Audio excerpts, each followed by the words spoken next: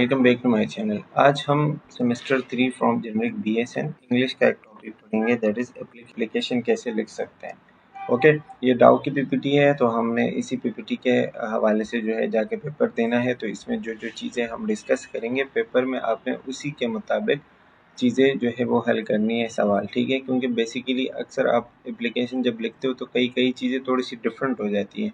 यहाँ पे कुछ और लिखा होगा, आप कहीं गूगल में जाके सर्च करेंगे, कहीं और सर्च करेंगे तो आपको कुछ और मिलेगा। लेकिन अभी हमारा टारगेट जो है वो ये पीपीटी है, तो हम पीपीटी के हिसाब से चलेंगे, ठीक है। ये इसके ऑब्जेक्टिव्स आप देख सकते हैं। यहाँ पे सबसे पहले आपको जो है एक पैटर्न बताया गया है एप्लीकेशन राइटिंग है कि आप एप्लीकेशन लिखेंगे कैसे। पहले आप देखेंगे कि सबसे पहले इसमें डेट लिखी हुई है और वो भी प्रॉपर तरीके से लिखे, यानी मई 2002। आप देख सकते हो इसमें महीने का नाम पूरा लिखा हुआ है, ठीक है। वो DEC, जैसे दिसंबर के लिए हम DEC लिखते हैं, फरवरी के लिए FEB लिखते हैं, तो ऐसी चीज़ें नहीं करनी। अगर आप मतलब महीने का नाम लिखेंगे तो पूरा महीने का नाम लिखेंगे, ठीक है।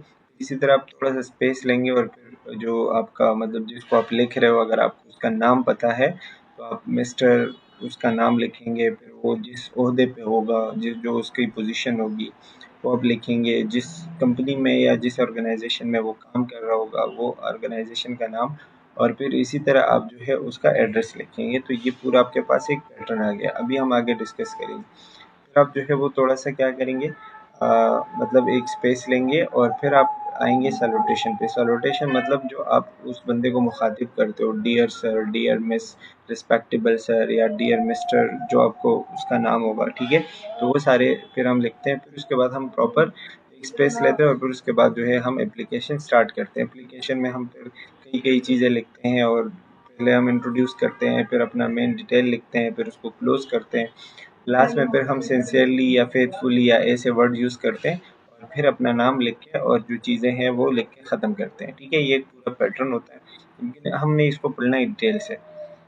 जैसे फॉर एग्जांपल सबसे पहले हम बात करें डेट की, तो यहाँ पे लिखा है place the date, the line is flush to the left, ठीक है। मतलब आप डेट बिल्कुल पेज के लेफ्ट साइड पे लिखेंगे। जैसे ये है ना, तो ये लेफ्ट साइड पे लिखा हुआ है, डेट जो है आपने इसके लेफ्ट साइड पे लिखनी है। इसी तरह do not abbreviate the month, जैसे 14 फेब नहीं लिखना है आपने, FEB शॉर्ट में नहीं लिखना, 14 फरवरी ऐसे पूरा लिखना है, फरवरी, ठीक है। या फिर जैसे ये लिखा है ना 10 दिसंबर 2015, तो यहाँ पे आपने क्या लिखना है, पूरा का पूरा मंथ का नाम लिखना है, शॉर्टकट नहीं लिखना, एब्रीवेट नहीं करना। या फिर आपने जो है वक्त के साथ जो डेट है ना, डेट के साथ ये TH, जैसे हम लिखते हैं 2 फरवरी, तो ऐसे नहीं करना। आपने डेट लिखने हैं 2 फरवरी, 5 फरवरी, ये TH और NT और ST और ये सारी चीज़ें हमने नहीं लिखना है। मतलब पूरा डे का जो नंबर होगा वही लिखना होता है, क्लियर है। इसी तरह फिर आता है recipients name and address. Name होगा, फॉर एग्जांपल आप लिख रहे हो जेम्स जॉन्स, जो बंदे का नाम है, ठीक है। तो उसको आप उसका नाम लिखोगे। Below the date is the address of the addresses placed, addresses नहीं होना चाहिए था, रिसिपेंट होना चाहिए था, placed at the left margin. वही बात ये भी आप लेफ्ट साइड पे लिखोगे, जैसे वो हमने पीछे देखा। तो यहाँ पे आप देख रहे हो पहले नाम है, फिर उसके बाद उसकी पोजीशन, मतलब जहाँ पे आप उसको लिख रहे हो कि वो जैसे कोई कॉलेज का प्रिंसिपल है या यूनिवर्सिटी का कोई डीन है, मैनेजर है, इंचार्ज है, ठीक है। तो वो उसकी जो पोजीशन होगी वो आप लिखोगे। इसी तरीके से देखें, ये सारा आप लेफ्ट साइड पे लिखोगे। एड्रेस ब्लॉक शुड इंक्लूड, अब एड्रेस में आप क्या क्या लिखोगे, ये जो पोर्शन होगा ना, मतलब डेट के बाद उसमें आपका क्या क्या आता है। सबसे पहले the name of the person, if not known use position title.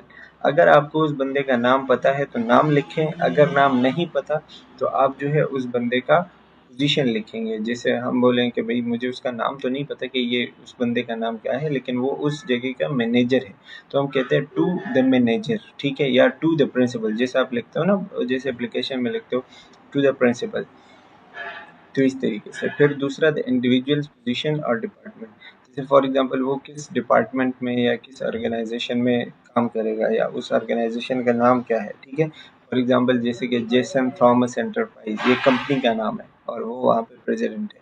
The name of the business, ये अगर उस आपने लिखना है। और फिर उसके बाद क्या लिखना है, एड्रेस, जैसे जलालन, टैमिंग सारी और कोलालमपुर और इस तरीके से, ये फॉर एग्जांपल एड्रेस है।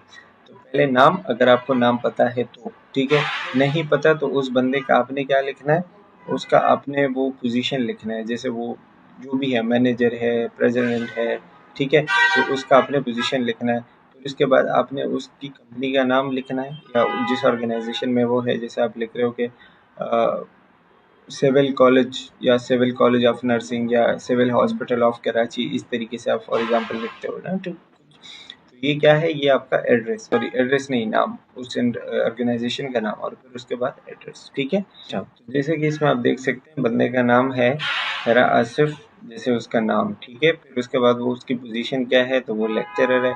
इंस्टीट्यूशन वो आपको बताया गया है। फिर मतलब जो उसका एड्रेस है, रोड ये, पोस्टल सिटी ये और प्रोविंस ये, ठीक है। तो ये क्या है, पूरा एड्रेस आपके पास आ जाता है कम्प्लीटली। तो इसी तरीके से आप ये डेट के बाद ये पूरा एड्रेस का जो मतलब डिपार्टमेंट होगा वो लिखोगे, ठीक है। इसी तरह ग्रीटिंग्स या सैल्यूटेशन, ग्रीटिंग मतलब उस बंदे को जब आप मुखातिब करते हो ना, कि उसको जैसे फॉर एग्जांपल हम सलाम करते हैं या फिर इस तरह, तो हम कई कई तरीके यूज़ करते हैं, जैसे कि always use the sir name of the individual if you know it. Sir name मतलब जैसे नाम के दो हिस्से होते हैं, हेरा आसिफ ना, तो आसिफ क्या है, आसिफ जो है वो सर नेम कहलाता है, जो हमारा लास्ट नेम होता है। जैसे फॉर एग्जांपल मेरा नाम है हनीफ खान, तो मेरा सरनेम खान आएगा, ठीक है, जो लास्ट दूसरा नाम होता है या नाम का जो दूसरा हिस्सा होता है वो सरनेम कहलाता है।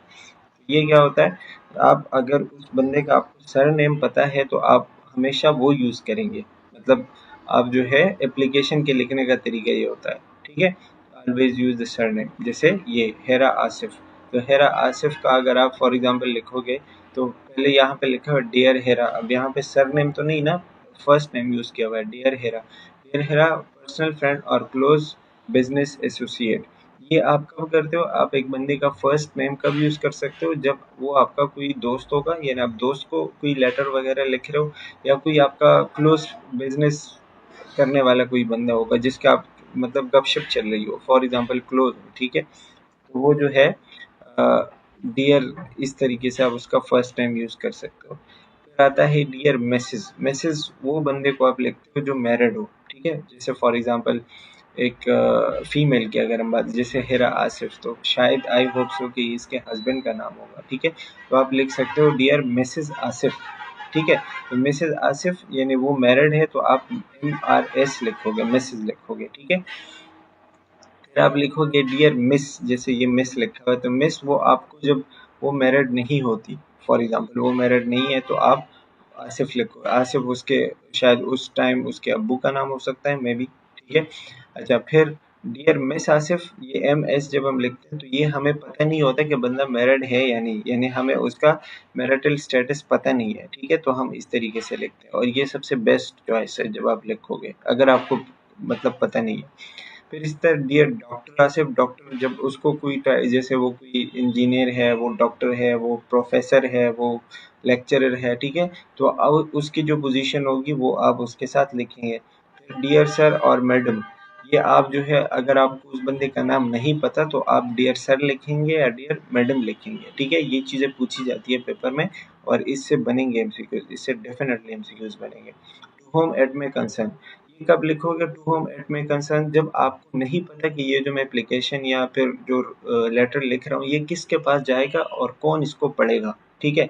जैसे आप कोई ऑर्गेनाइजेशन को लिख रहे हो तो वहाँ पे वो कोई भी पढ़ सकता है, वो उसका इंचार्ज, मैनेजर, डीन, कुछ भी हो सकता है, जो कोई भी बंदा जिसके पास वो जाएगा और पढ़ेगा, लेकिन आपको नहीं पता कि ये कौन पढ़ेगा, तो आप यही लिखोगे टू होम इट में कंसर्न, ठीक है। जैसे क्या लिखा, you don't know the name of the person it doesn't matter a person institute receive, आपको पता नहीं है कौन पढ़ेगा, उसका नाम नहीं पता, उसकी पोजीशन नहीं पता, तो ये आप इस तरीके से लिखोगे, ठीक है। ये सारी चीज़ें याद रखनी, इट इज़ मोस्ट इंपॉर्टेंट और इससे डेफिनेटली एमसीक्यूज बनेंगे। अच्छा, फिर हम आते हैं सब्जेक्ट के ऊपर।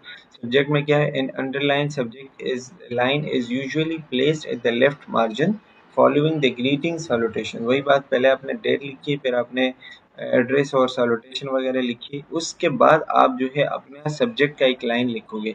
सब्जेक्ट लाइन में मतलब ये कि आप उस एप्लीकेशन में क्या बात बताना चाह रहे हो, जैसे फॉर एग्जांपल यहाँ पे जो लिखे प्रॉब्लम विद iPhone 7 Plus, ठीक है, कि मेरे फ़ोन में कोई मसला है और आप उनको कोई लेटर लिख रहे हो, तो ये, या फिर आप छुट्टियों पे जाना चाह रहे हो, या फिर आप कोई काम कंटिन्यू नहीं कर सकते, कोई भी मसला हो सकता है, ठीक है।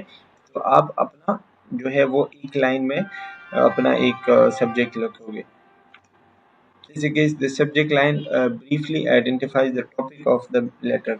आपके लेटर का टॉपिक क्या है, आप क्यों लिख रहे हो ये, तो आपके सब्जेक्ट लाइन में आएगा। Some letter require the subject line include some sort of reference number और मॉडल नेम। कुछ चीज़ों में हम उसका नंबर वगैरह लिखते हैं जब अक्सर जो है नीड होती है ना, हम किसी चीज़ को स्पेसिफाई करते हैं, लेकिन इसकी कोई ख़ास इतनी नीड नहीं पड़ती। बेसिकली हम अपने टॉपिक को मेनली हाईलाइट करने के लिए सब्जेक्ट लाइन लिखते हैं, ठीक है। अच्छा, फिर उसके बाद structuring messages logically.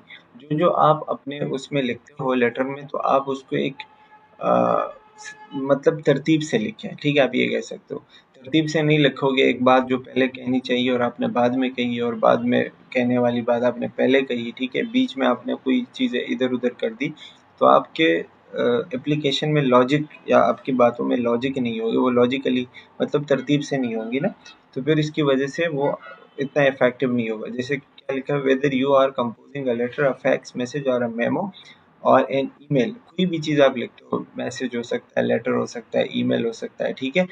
General rule उसका क्या है कि आप जो है फॉर स्ट्रक्चरिंग द बॉडी, यानी उसके रूल है कि आप उस चीज़ को लॉजिकली लिखें। अब वो रूल्स हम आगे पढ़ते हैं। For example 4 point plan. 4 point plan का मतलब क्या हुआ कि आप ये चीज़ें उसमें देखिए, 4 चीज़ें लिखोगे। क्या? पहला इंट्रोडक्शन, फिर डिटेल्स, फिर रिस्पॉन्स, और फिर उसको क्लोज करेंगे। अब मैं आपको बताता हूँ ये क्या है। इंट्रोडक्शन में आप बैकग्राउंड या बेसिक लिखोगे कि आप ये, मैं आपको जो एप्लीकेशन लिख रहा हूँ, मैं क्यों लिख रहा हूँ, मेरा क्या प्रॉब्लम है, ठीक है। Why are you writing, refer to a previous letter, contact और डॉक्यूमेंट। या तो आपने उनसे पहले कोई बात की है, कोई कंटेक्ट हुई है आपकी, ठीक है, तो आप उस चीज़ के हवाले से लिखना चाह रहे हो, कोई ना कोई कुछ होगा, ठीक है, या कोई ना कोई इस तरह का प्रॉब्लम है तो इस हवाले से लिख रहे हो, तो ये आपका जो है वो मतलब इंट्रोडक्शन में आप ये करो। फॉर एग्जांपल आप कह रहे हो कि मैं छुट्टियों पे जाना चाह रहा हूँ, तो पहले आप उनसे कोई कांटेक्ट में होंगे, उनके स्टूडेंट्स होंगे, उनके साथ काम कर रहे होंगे, ठीक है, तो ये आप जो है इंट्रोडक्शन करोगे। फिर डिटेल, डिटेल में आप ये कि आप क्यों जाना चाह रहे हैं, या आप क्यों ये चीज़, जो मसला है आपका उसको आप डिटेल लिखोगे, जैसे इंफॉर्मेशन लिखोगे, उनसे जो है चीज़ें, मतलब जो चीज़ें उनको चाहिए, डिटेल्स उनको आपको बताने चाहिए, ठीक है, वो लिखोगे, और इनका एक सेपरेट पैराग्राफ बनेगा, और ये भी चीज़ तरतीब से होनी चाहिए, ठीक है। मतलब पहले आपने इंट्रोड्यूस करवाया, फिर आपने डिटेल लिखी, फिर आपने क्या किया, रिस्पॉन्स और एक्शन। आप ये देख रहे हो कि भाई मैंने आपको अपनी बात बता दी, अब मैं क्या चाहता हूँ कि आप क्या करें। आप मुझे, जैसे हम कहते हैं ना, आप मुझे 10 दिन की छुट्टी दें, या आप मुझे जो है मेरी सैलरी बढ़ाएं, या आप जो है मुझे मेरा काम का टाइम कम कर दें या ज़्यादा कर दें, या इस तरह कुछ। मतलब आप उनसे जो चीज़ एक्सपेक्ट कर रहे हो, जो उनसे तवक्को रखते हो कि भाई मुझे ये चीज़, मतलब मैं चाहता हूँ कि आप ये काम करें, ठीक है। तो response action, the action the reader should take, कि वो क्या करें, ठीक है। और मतलब क्या आपको क्या करना चाहिए, और अगर आप कहते हैं कि मुझे इतने डेट तक जो है वो, फॉर एग्जांपल मुझे 10 दिन की छुट्टी चाहिए, अगर आज 1 तारीख है तो अगले 10 तारीख तक मुझे छुट्टी चाहिए, तो आपने एक डेडलाइन जो है वो दे दी कि मैं 10 तारीख तक आ जाऊँगा, तो ये आप क्या करेंगे, एक रिस्पॉन्स वाली चीज़ में। लास्ट में जो है उसको क्लोज करेंगे। क्लोज मतलब एक सिंपल लाइन लिखेंगे कि आई होप सो कि आप मेरे बात पर जो है वो काम करेंगे या अमल करेंगे, अब मेरी एप्लीकेशन को आप मतलब एक्सेप्ट करेंगे, और उस चीज़, मतलब एक जिस तरीके से हम बात ख़त्म करते हैं ना, तो उसको क्लोज करेंगे। तो आपके मैसेज में ये 4 चीज़ें होनी चाहिए टू बी लॉजिकल, ठीक है। इसी तरह ये चीज़ बहुत इंपॉर्टेंट है, ये आपसे पूछ सकते हैं पेपर में, ठीक है, और ये पूछा गया है कई दफ़ा। इसी तरह कम्प्लीमेंट्री क्लोजिंग, जिस तरह आप इस मैसेज को क्लोज करेंगे, if you have name the recipient, अगर आपने पहले उसका नाम लिखा था ना, dear Hira Asif for example, वो पहले जब आप स्टार्ट कर रहे थे, तो आप लेटर में लास्ट में लिखोगे यूअर्स सिंसियरली, जैसे हम लास्ट में लिखते हैं ना। अगर आपने उस बंदे का पहले नाम लिखा हुआ है, ये बहुत बहुत इंपॉर्टेंट है, ये भूलनी नहीं है। अगर आपने बंदे का नाम लिखा हुआ है, तो लेटर को आप यूअर्स सिंसियरली से क्लोज करेंगे। अगर आपने नाम नहीं लिखा हुआ या आपको उसका नाम नहीं पता, तो आप लेटर में क्या लिखोगे, यूअर्स फेथफुली, ठीक है, ये चीज़ इंपॉर्टेंट है। और फिर अगर दूसरी चीज़ें फॉर्मल, जैसे आप कोई बहुत ही फॉर्मल लेटर लिख रहे हो, तो उसमें आप क्या लिखोगे, रिस्पेक्टफुली योर्स, ठीक है, या फिर सिंसियरली, या फिर इस तरीके से चीज़ें जो है वो लिख सकते हो। लेकिन ये चीज़ बहुत इंपॉर्टेंट है, अगर आपने बंदे का नाम लिखा हुआ है तो सिंसियरली, नहीं लिखा हुआ है, आपको नाम नहीं पता तो फेथफुली लिखोगे, ठीक है, ये चीज़ पूछी जाती है पेपर में। अच्छा, फिर सिग्नेचर क्या होता है? Following the closing in the signature and title of the person. आप अपना साइन करोगे और अपना नेम लिखोगे, जैसे आप अपना include your name preferably in capital letters. Sincerely आपने लिख लिया, अब आप अपना सिग्नेचर करेंगे, नाम लिखेंगे, और अच्छी बात ये होगी कि आप अपना नाम जो है वो कैपिटल लेटर में लिखें, ठीक है। लेक्चरर जो आपकी डिजिग्नेशन है वो आप लिख सकते हो, ठीक है। तो इसी तरीके से जो है आप एक प्रॉपर मतलब एप्लीकेशन लिखेंगे। अब एप्लीकेशन की कुछ मतलब लैंग्वेज होती है ना, लैंग्वेज ये कि आप एप्लीकेशन में किस तरह की ज़बान, किस तरह के वर्ड्स यूज़ करेंगे।